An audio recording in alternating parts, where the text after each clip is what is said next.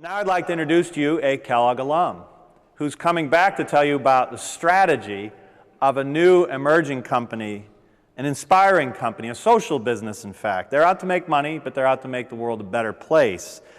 Ann Hand left an extraordinarily successful global corporate career to run a struggling startup in California. In fact, as she might say, when she decided to do this, people said, "What are you thinking?"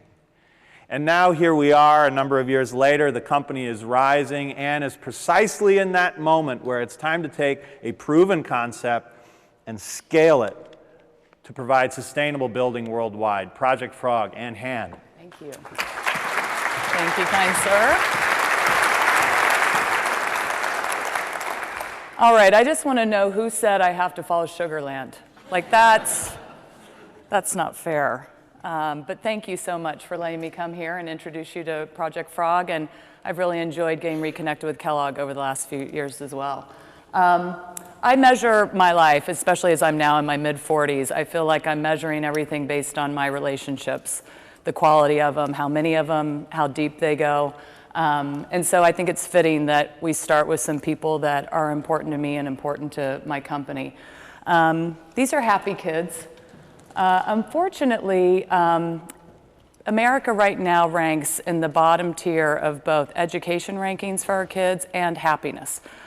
So they look happy, but the problem is this is where they go to school. This has become the go-to classroom across the United States. They're crummy portables, mediocre modular. You've heard about prefab and modular for a long time. If you think about it, construction's been around for thousands of years, since the Roman days. And yet, when you need a building fast, you have to sacrifice on quality. And so right now, the go-to classroom is, sadly, the dimensions of the back of a semi-truck. What's wrong with these?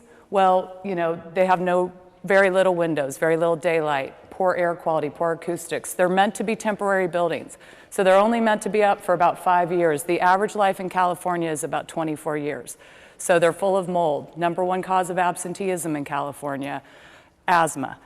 So why do they happen? Why does this happen? Well, it's actually because there's so much contraction, expansion of population. You need to get buildings up in the summer months, and all our great school districts out there are very constrained on facilities budgets. So sadly, this is the best that construction can do after being around for 1,000 years. So the first real rally cry of our firm is that we want to eradicate portables, and the wake-up call that for such an old industry, it's time to change construction. These are some other people that are important to me. These are Project Froggers. We call ourselves Froggers. We call our buildings Frogs. And we came together on a mission to really find a better way to bring great buildings. And we have a lot of fun. We have a lot of dance parties.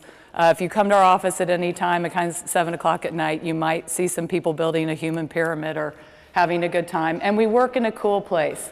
We're about 2 blocks away from Giant Stadium in San Francisco. We have a space full of great daylight, good air quality. We have a roof deck where we can sit outside and have meetings in a more inspired space.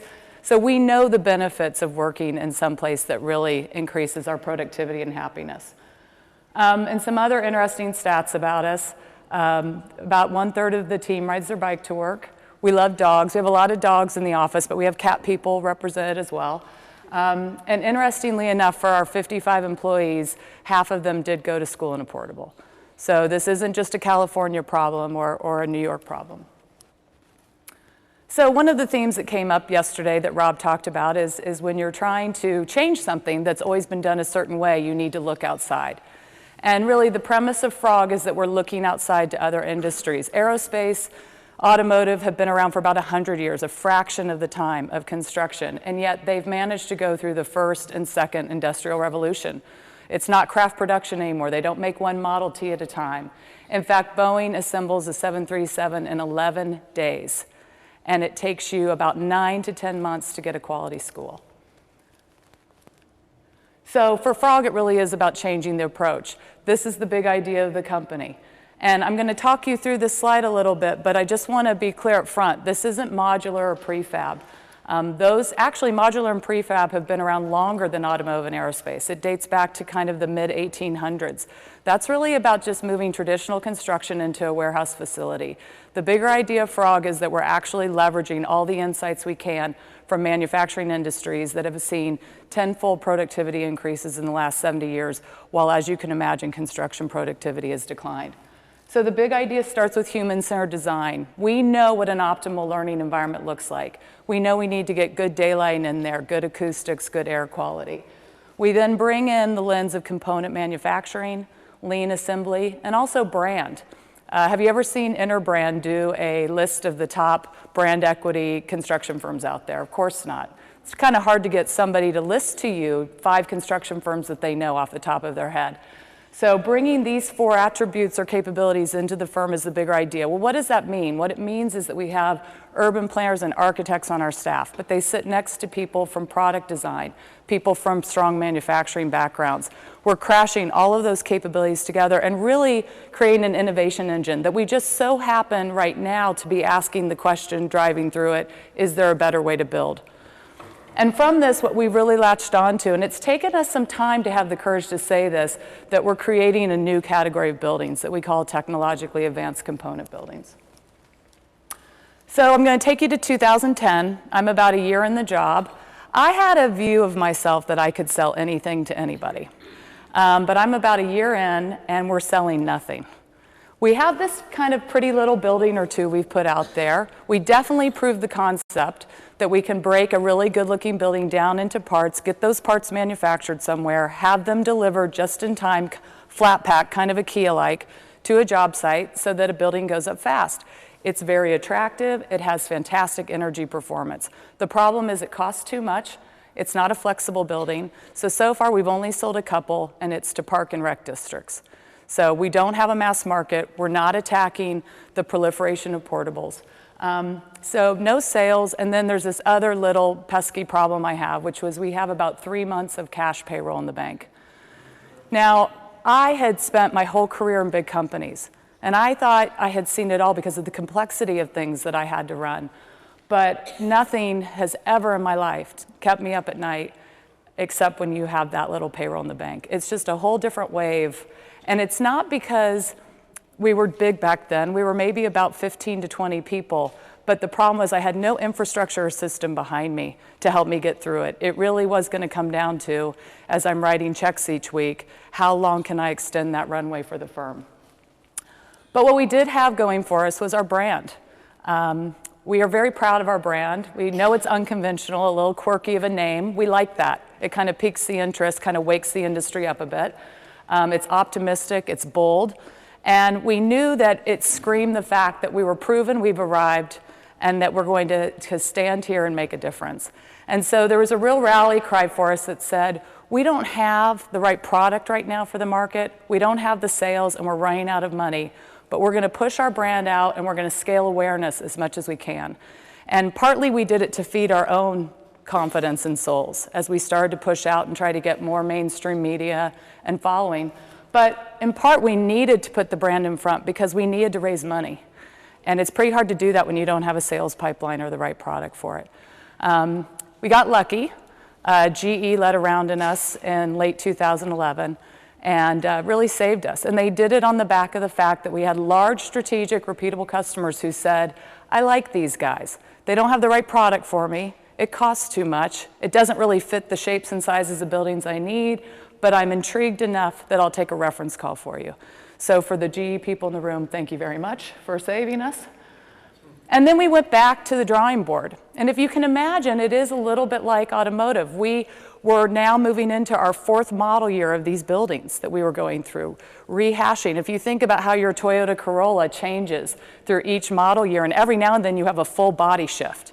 Well, we needed a body shift because what we needed to do was we needed to get the flexibility and quality of our buildings even higher, and we needed to drastically come down the cost and time curve. And so what you're seeing here is we were sitting in late 2011 at a price point that was about 20% higher than traditional construction. And by the time that we had gone through the iteration of the full overhaul of the system, so to speak, we were coming in about 30% less than traditional construction. Now, what's magical about this curve for us is that number 248, because what that number means is we're now price neutral to those crummy portables I showed you.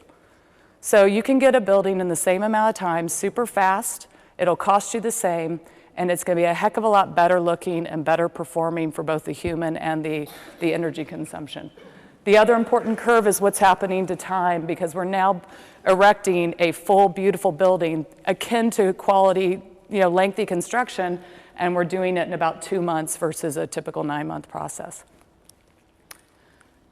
And we haven't had to sacrifice anything on energy. So as we were coming down that cost curve and that time curve, we brought actually the energy performance of our buildings up 22%. So again, this is breaking paradigms, because in construction, the belief is that if you want quality, then you're going to have to sacrifice on schedule and cost. You have to give up one of those 3 legs of that stool. And yet, again, we know that through the industrial revolutions, they prove that you can have quality and price coexist. And so just to kind of give you a quick overview of this, that's a Title 24 building up there. The yellow and red means that it's a super hot building in Southern California. It means that you have to constantly air condition the space based on both the climate, but the fact you've got kids in there, so the bodies, the projectors, all the lighting, all the things happening. Title 24 is California's Green Building Code, so it's considered a bit of a gold standard across the states.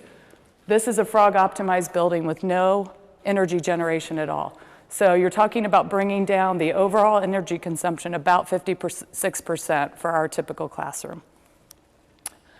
So it sounds great, right?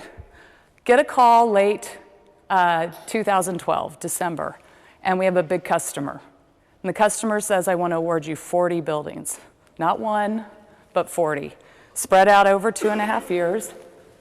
And he knows that we've been rapidly prototyping in our warehouse space to come down that cost curve. He knows that we haven't fully designed the education system, and he's willing to be an innovator, to be the initial test of the prototype. But the truth is, our system, because we do use a lot of 3D modeling, is really only about 10% designed. And I think there's all kinds of classic stories out there. Bill Gates, the first big order he got, he didn't have the product. Well, we didn't have the product. So do we take it or not? Now, at this point, I've been at it for a good few years. And like I said earlier, I thought I could sell anything. And it had been to date the most humbling sales process, that I couldn't get just one person to give me one building here or there so we could prove these. So we spent a lot of time stewing as a board and made the decision that we had to go for it, that really this isn't going to come again. And if you think about it, again, cash runway starting to deplete again. And we really would probably take us another 2 to 3 years to find that kind of customer willing to take a bet. So we took a leap. Actually, that's us delivering product for a building we built for GE. It's kind of packaged a little differently than typically product would show up to construction site. This is one of the 40 buildings with that one customer. We had to deliver 15 for them by last summer. And we had to do it during the summer months, again, when the kids weren't in school. So that's one of our libraries.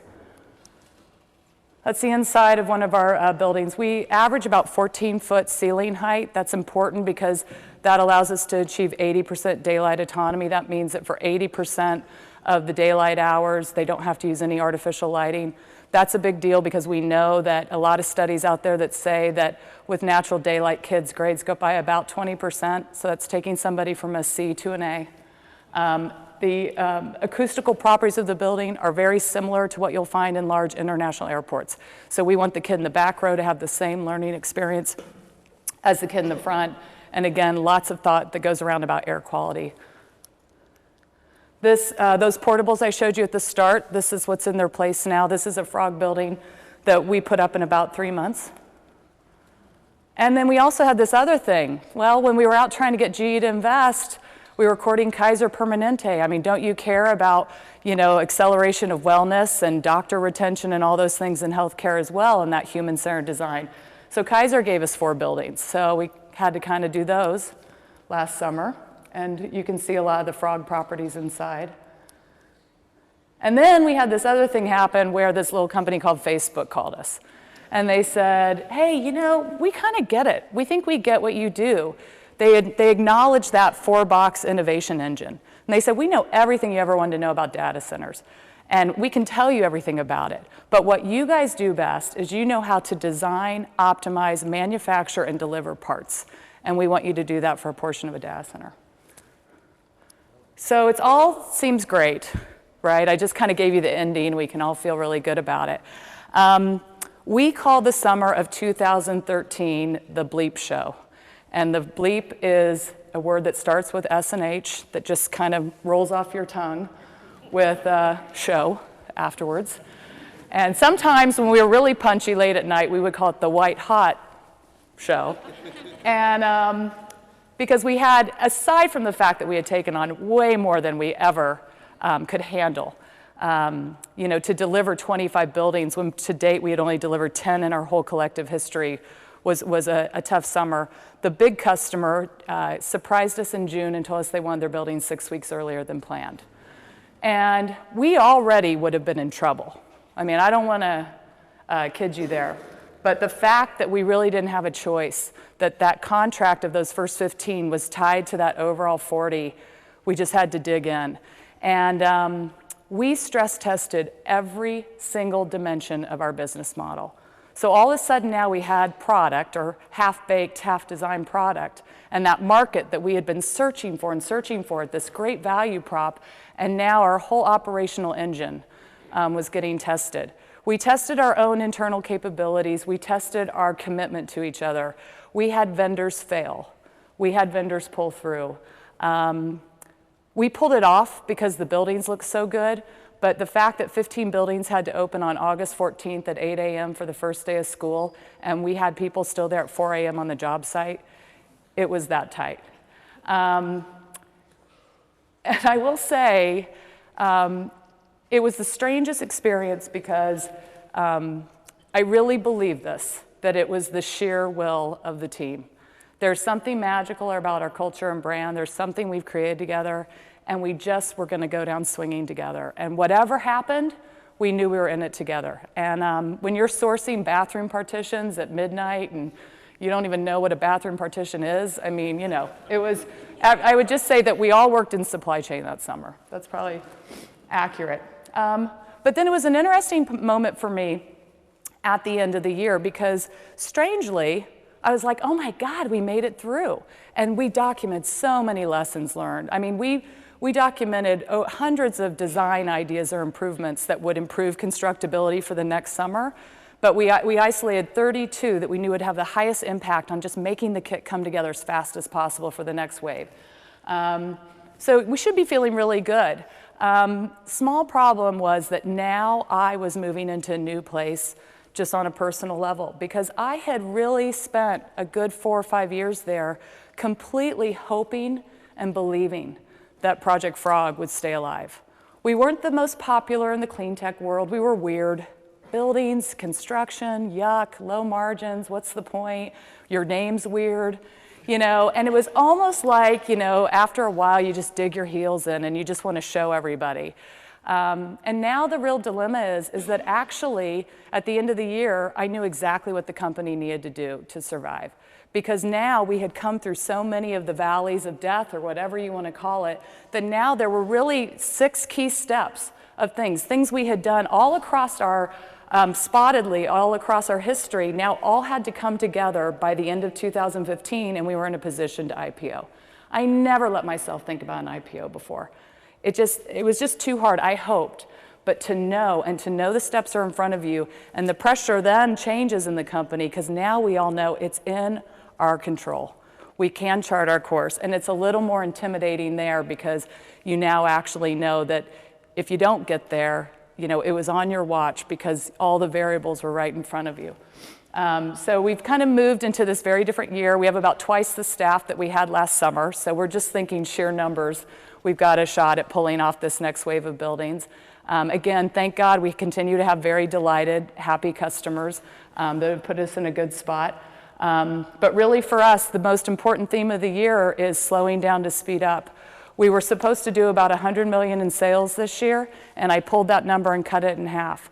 And I did it intentionally with the board's support, because the worst thing I could do right now, as I'm building up that internal engine to deliver, is aggressively chase sales and cram them through the system, and really not get the underpinning of the operational model, the redundant supply chain, all those other things that really you need to deliver a building.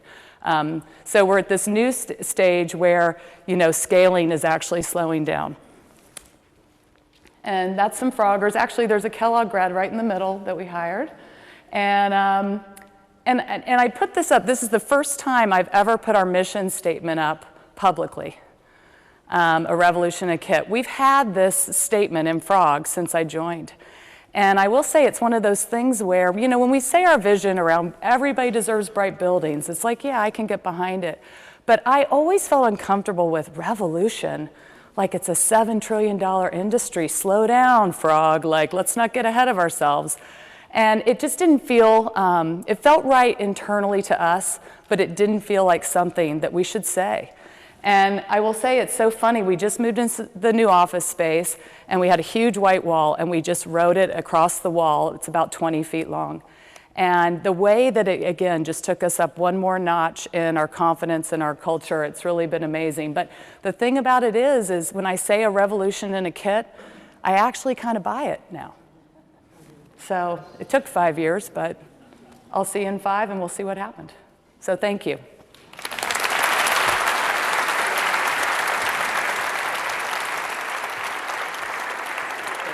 Thanks, Ann. That was great. You had no trouble following Sugarland. A different story, a different approach, a story of reality of the entrepreneur. I have to say, having been on the fringes of this space for most of my career, Ann, and I can say this to everyone else, you really don't understand what it's like to be an entrepreneur until you've had to make payrolls personally. There's nothing more personal than looking at that person across the office and recognizing you might not be able to pay them next month or next week. That's a crucible within which this entrepreneurial thing happens. And if you're doing big things, you're never really ready. If you're always ready for the things you're doing, you're not doing enough. Especially for all of us here in this room, we're to have the opportunity to do things that are truly beyond us. And so if you reach that comfort zone, there's nothing wrong with that. I love comfort, many of us do. But if you feel something inside that maybe there's something more to do, you're never really ready for it. As Ann said, you just have to go for it. Sheer will, a revolution in a kit.